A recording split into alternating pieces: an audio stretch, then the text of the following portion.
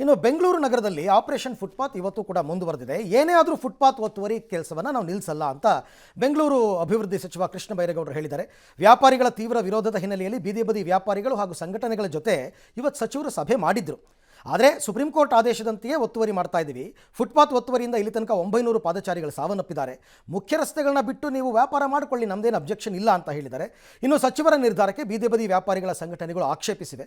ಈ ನಡುವೆ ಬೀದಿ ಬದಿ ವ್ಯಾಪಾರಿಗಳ ಒಕ್ಕೂಟದವರು ರಾಜ್ಯಾಧ್ಯಕ್ಷ ರಂಗಸ್ವಾಮಿ ನೇತೃತ್ವದಲ್ಲಿ ಡಿ.ಕೆ. ಶಿವಕುಮಾರ್ ಅವ್ರನ್ನ ಇವತ್ತು ಭೇಟಿ ಮಾಡಿಬಿಟ್ಟು, ನೋಡಿ ನಾವು ಪರ್ಯಾಯ ವ್ಯವಸ್ಥೆ ಮಾಡ್ಕೋತೀವಿ, ಅಲ್ಲಿ ತನಕ ಇದನ್ನು ಸ್ಟಾಪ್ ಮಾಡಿ ಸದ್ಯಕ್ಕೆ ಅಂತೆಲ್ಲ ಮನವಿ ಸಲ್ಲಿಸಿದ್ದಾರೆ.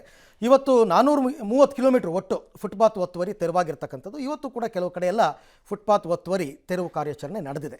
ನಾನು ಏನು ಹೇಳ್ತಾ ಇದ್ದೇನೆ, 90% ರೋಡು ನಿಮಗೆ ವ್ಯಾಪಾರ ಮಾಡೋದಕ್ಕೆ ಮುಕ್ತವಾಗಿದೆ. ಅಲ್ಲಿ ಎಲ್ಲಾದರೂ ಸೆಲೆಕ್ಟ್ ಮಾಡಿಕೊಂಡ್ರು ಮಾಡಿ.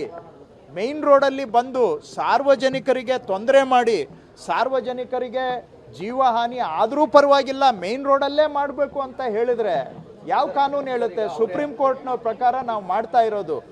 ನಿನ್ನೆ ಒಂದು ಮಾತು ಹೇಳಿದ್ರಿ, 900 ಜನನೂ ಫುಟ್ಪಾತ್ ವ್ಯಾಪಾರಿಗಳಿಂದನೇ ಸತ್ತಿದ್ದಾರೆ ಅಂತ ಹೇಳಲಿಕ್ಕಾಗಲ್ಲ. ಬಟ್ ಒಂದು ಫಿಗರ್ ಇದ್ದೇ ಇರುತ್ತೆ ಅವರದ್ದು ಪಾತ್ರ. ಎರಡನೇದು ಮುಖ್ಯ ರಸ್ತೆಗಳಲ್ಲಿ ತೆಗೀರಿ ಅಂದಾಗ ತೆಕ್ಕೋಬೇಕಾಗ್ಬೋದು. ಮೂರನೇದು, ಇದು ಒಳ್ಳೆ ಟೈಮು ಸರ್ಕಾರಕ್ಕೆ.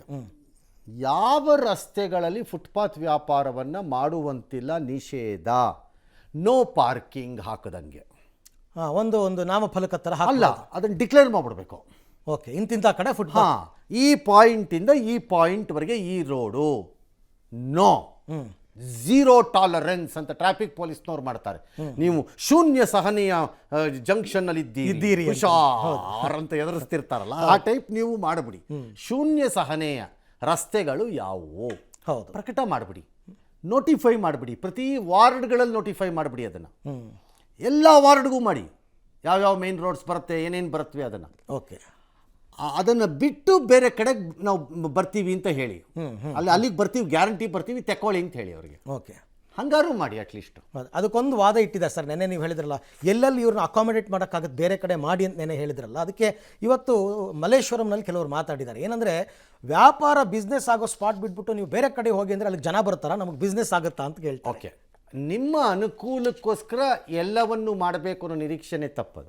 ನಂಬರ್ 1. ನಂಬರ್ 2, ಒಂದು ವೇಳೆ ಅದು ಬೇರೆ ಕಡೆ ಅಂತ ನೀವು ಹೋಗಿ ಅಂತಂದಾಗ ಅಲ್ಲಿಂದ 26 ಕಿಲೋಮೀಟರ್ಗೆ ಹೋಗಿ ಅಂತ ಯಾರೂ ಹೇಳಿಲ್ಲ. ಬಹು ಸಹಜವಾಗಿ ಜನ ಇದನ್ನು ಖರೀದಿ ಮಾಡಬೇಕು ಅನ್ನೋರು ಫುಟ್ಪಾತಿಂದ್ರಲ್ಲಿ ಬಂದು ಖರೀದಿ ಮಾಡು, ಅಲ್ಲಿಗೂ ಬರ್ತಾರೆ.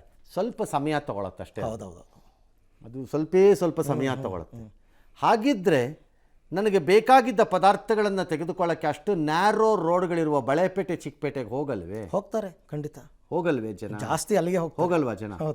ಇಲ್ಲಿಗೂ ಬರ್ತಾರೆ, ಎಲ್ಲೂ ಬರದೇ ಏನಿಲ್ಲ. ಸ್ವಲ್ಪ ದಿನ ಟೈಮ್ ತೊಗೋಬಹುದು, ನಾನು ತೊಗೊಳಲ್ಲ ಅಂತಲೂ ಹೇಳಲ್ಲ, ಸ್ವಲ್ಪ. ಎರಡನೇದು, ಬೆಂಗಳೂರಿನಲ್ಲಿ ಫುಟ್ಪಾತ್ಗಳು ಭಾಳ ನ್ಯಾರೋ ಇರೋ 3 ಅಡಿ 4 ಅಡಿ ಇರೋ ಜಾಗದಲ್ಲಂತೂ ಕೊಡಲೇ ಕೂಡುದು, ಸಾಧ್ಯನೇ ಇಲ್ಲ ಅದು. ಹೌದು, ನನ್ನ ಪ್ರಕಾರದಲ್ಲಿ. ಬಟ್ ಆಲ್ಟರ್ನೇಟಿವ್ ಮಾಡಿಕೊಡೋದ್ರ ಬಗ್ಗೆ ಸರ್ಕಾರ ಗಮನ ಕೊಡಬೇಕು ಅನ್ನೋದ್ರಲ್ಲಿ ಯಾವ ಎರಡು ದೂಸರ ಮಾತಿಲ್ಲ ಅದು. ರೈಟ್.